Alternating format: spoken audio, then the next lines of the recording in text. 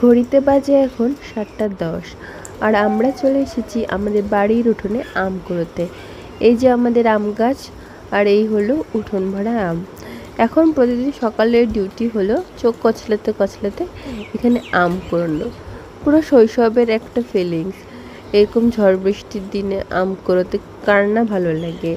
সারাদিনই টুপটাপ 1-2টো করে আম পড়ে, কিন্তু ভোরবেলা উঠলে এরকম একসাথে অনেকগুলো আম পাওয়া যায়, তাই এগুলো তুলতে বেশ ভালোই লাগে। আর আমগুলোর সাইজগুলো দেখুন, বেশ ভালোই বড় মানে।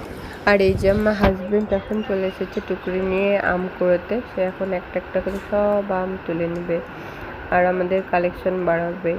আর আমগুলো খেতেও বেশ দুর্দান্ত, না খুব মিষ্টি না খুব টক, একদম মাঝারি আমের টেস্ট আর কি, খুব মানে ভালো খেতে।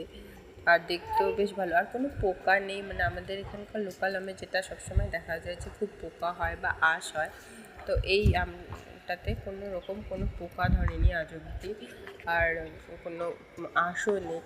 এটা মোটামুটি সেকেন্ড টাইম এটার ফলন, আমরা প্রথমবার খাচ্ছি যদিও এই গাছের আম, কিন্তু এর আগে হয়তো একবার হয়েছে, তখন আমরা থাকতাম না এখানে। বাট এই আমগুলো এবার একদম আমাদের পুরো মন ভরিয়ে দিল। এই যে এক টুকরি আম আজকে সকালের কালেকশন, এই যে হাজবেন্ড রেখে দিয়ে চলে গেল আমার ভরসায়।